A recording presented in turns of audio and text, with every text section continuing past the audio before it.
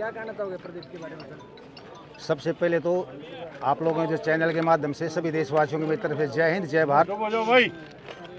आज जिला जींद जाजनवाड़ा गांव, आप सभी को पता है, इस गांव का एक सपूत जो भारतीय सेना में 2015 में भर्ती हुआ था, जिसका नाम है अमर बलिदानी प्रदीप कमांडो। यह 2015 में आर्मर्ड 63 कैवेलरी के अंदर गया था। 2 साल नौकरी करने के बाद पीटी कोर्स और कमांडो कोर्स किया और उसके बाद 2017 में ये फर्स्ट पैरा SF जिसको बोलते हैं स्पेशल फोर्स, उसके अंदर पोस्टेड चला गया और 2020 में इसकी शादी हुई है। 2022 में इसकी शादी हुई है और 3 महीने की इसकी जो पत्नी है वो पेट से है, मतलब प्रेग्नेंट है, गर्भवती है। 2 महीने बाकी। और आपको पता है 2 दिन पहले ही श्रीनगर के अंदर जम्मू एंड कश्मीर में कुलगाम एक जगह है जहां पर उग्रवादियों के साथ हमारी सेना की मुठभेड़ चल रही थी। उसी दौरान 4 आतंकवादी मारे गए और हमारे भारतीय सेना के 2 जवान अपनी मातृभूमि की रक्षा करते हुए उन उग्रवादियों को कंट्रोल में करते हुए, उनको ख़त्म करते हुए अपने सर्वोच्च जीवन का जो उन्होंने बलिदान दिया। और आज जाजनवाड़ा गांव में अमर बलिदानी प्रदीप नैन कमांडो के अंतिम संस्कार में जो आप सभी गांववासी, आसपास के गांववासी, सभी पूर्व सैनिक और जितने भी यहाँ जो भी जिस भी चाहे कोई राजनीति से, चाहे प्रशासनिक या कोई सैनिक संगठन यहाँ पधारे हैं, आप लोगों ने बहुत ही शांति प्रिय एक संदेश दिया है। और इतनी भीड़ को देखते हुए और आपने जो अमर बलिदानी प्रदीप नैन को जो श्रद्धा सुमन अर्पित कर श्रद्धांजलि दी है, इसके लिए मैं समस्त जो इस अंतिम यात्रा में शामिल हुए, पार्थिव शरीर को अंतिम यात्रा में शामिल होकर जो सलामी दी है, जो श्रद्धांजलि दी है, जिन्हें पुष्प अर्पित किए हैं, सभी का तहे दिल से धन्यवाद करता हूं। और सभी मीडिया कर्मियों का मैं धन्यवाद करता हूं।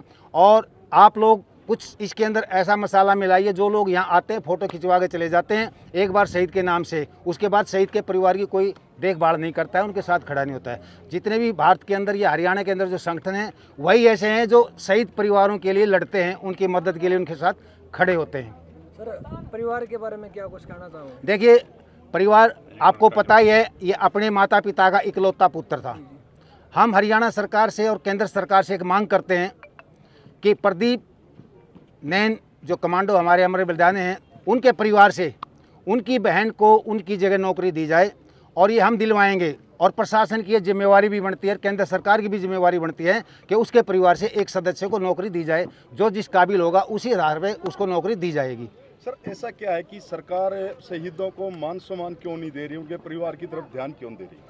देखिए, सरकार बहुत मान सम्मान देती है, हम इस चीज़ के लिए नहीं बोल सकते सरकार मान सम्मान नहीं देती है। हाँ, ऐसे मौके के ऊपर जब आते हैं, उनको शुरू से लेकर आखिरी तक रहना चाहिए, परिवार के साथ 2 मिनट बात करनी चाहिए, उनको सांत्वना देनी चाहिए। लेकिन ये क्या करते हैं, चाहे वो राजनीतिक है चाहे प्रशासनिक है, यहाँ आते हैं, पुष्प अर्पित किए, श्रद्धांजलि दी, एक फ़ोटो खिंचवाया, अपनी शक्ल दिखा के फिर चले जाते हैं। इस बात का दुख है। सरकार से हम लड़ाई लड़ते हैं।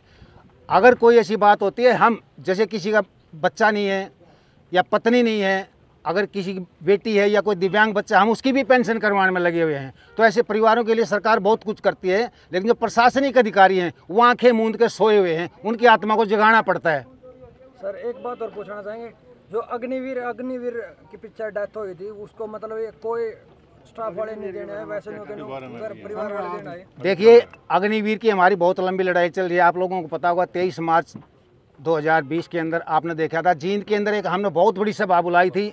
हरियाणा, पंजाब, राजस्थान, दिल्ली, उत्तर प्रदेश, जितने भी किसान संगठन थे और सेना के संगठन थे, उनको सबको जींद के अंदर जाट धर्मशाला में एक मीटिंग की थी अग्निवीर योजना के लिए कि कोई भी इसके अंदर रजिस्ट्रेशन ना करवाए। लेकिन बेरोजगारी इतनी है, कोई हमारी युवा सुन नहीं पाया उस टाइम और उन्होंने रजिस्ट्रेशन शुरू करवा दिया 24 तारीख से ही। अग्निवीर के लिए हम सरकार से हमारी मांगें चल रही है। आप लोगों ने देखा होगा, सैनिक पिछले 14 महीने रोडों के ऊपर रहे हैं, जंतर मंतर पर रहे हैं, कितने ज्ञापन दिए हैं, कितने हमने प्रदर्शन किए हैं, लेकिन सरकार अभी कुछ जगी है। हो सकता है 7 साल या 10 साल करे, रेगुलर और उनको घर पर नहीं भेजा जाएगा। 70% रेगुलर होंगे और जो 30% बचेंगे पैरामिलिट्री जो फोर्स हैं, बीएसएफ हो गया, सीआरपीएफ हो गया, सीआईएसएफ हो गया, उनको वहीं पे एडजस्ट कर दिया जाएगा कि उनको एक ट्रेंड सोल्जर मिल जाते हैं, कोई खर्चा नहीं होता है फालतू का। दूसरा, अभी जैसे बोलते हैं अग्निवीर को कोई मुआवजा नहीं मिलता है, मैं आपको बता देना चाहता हूँ, अगर अग्निवीर किसी action in killed in action, अगर किसी मुठभेड़ में मारा जाता है, अगर वो शहीद होता है तो उसको 1 करोड़ सरकार मुआवजा देती है और उसका इंश्योरेंस अलग से तकरीबन 1.5 करोड़ रुपया हो जाता है। हम ये नहीं कह सकते कोई बोलता है अग्निवीर को कुछ नहीं मिलता है, बहुत राजनीतिक पार्टियां ये अफवाह फैलाती हैं। पंजाब में नहीं मिला था सर अभी ऐसा है, अगर हमारा कोई भी सैनिक, मैं आपको एक उदाहरण देना चाहता हूँ, अगर कोई सैनिक, वो तो एक अग्निवीर है, अगर रेगुलर सैनिक भी अगर सुसाइड करता है, खुदकुशी करता है, तो एक अपमानजनक, एक हमारी जो संस्था है सेना, उसको अपमानजनक मौत मानते हैं, उसको शहीद का दर्जा नहीं मिलता है। सर अग्निवीर को तो मतलब पैसे बोल रहे हो, पैसे मिल जाए उसको, अग्निवीर को मतलब जो सम्मान मिलना चाहिए उसको शहीद का दर्जा क्यों नहीं दिया उसके बारे में हमारे चल अभी ये हमने बोला ना, अभी आपको 23 तारीख से और जो 31 तारीख तक बजट चल रहा है, केंद्रीय बजट जो सामाजिक बजट, उसके अंदर बहुत सी घोषणाएं आपको देखने को मिलेंगी और 23 तारीख से शुरू हो जाएंगी ये घोषणा। रही अभी से सेना की, तो ये पहले भी होते थे, शहीद पहले नहीं होते थे, अभी थोड़ा कम है। देखो, अगर कोई एक परिवार में अचानक आगे घुसेगा, मैं आपको एक उदाहरण देता हूँ, मेरे हथियारबंद हो, आपके घर में 20 हथियार हैं, अगर मैं एक घुसता हूँ, ऑटोमेटिक हथियार है, 2-4 को मैं कैजुअलिटी जरूर करूँगा, बाद में आप मेरा कुछ भी करते रहें। जब आमने सामने की मुठभेड़ होती है बाद में, तो मेरे पीछे 2 आदमी और खड़े होंगे स्पोर्ट में, तो यही वहाँ पे है।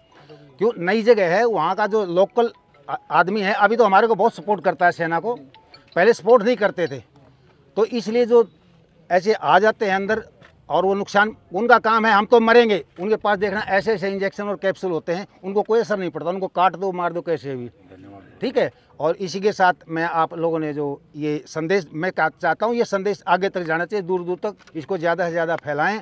और जो अमर बलिदानी होते हैं, जो शहीद होता है जिस गाँव, वो कोई शहीद किसी गाँव का नहीं होता, परिवार का नहीं होता, हमारे राष्ट्र का होता है, तो उसको पूरा मान और सम्मान देने का सभी भारतवासियों का फर्ज बनता है। एक लास्ट सवाल है, जिस प्रकार से जो शहीद हुए हैं, जितना मान सम्मान अंतिम संस्कार तक उसको दिया जावे है, कहीं ना कहीं बाद में वो संस्कार के बाद कोई भी मतलब याद नहीं करता, और जो परिवार है उसने सरकारी दफ्तर के चक्कर काटने पड़े हैं। ऐसा कुछ नहीं है। ऐसा है, अगर कोई नज़दीक जितने भी कैप वाले खड़े हैं, कोई भी है जो पेंशन आगे काम कर रहे हैं, वो सबकी मदद करते हैं।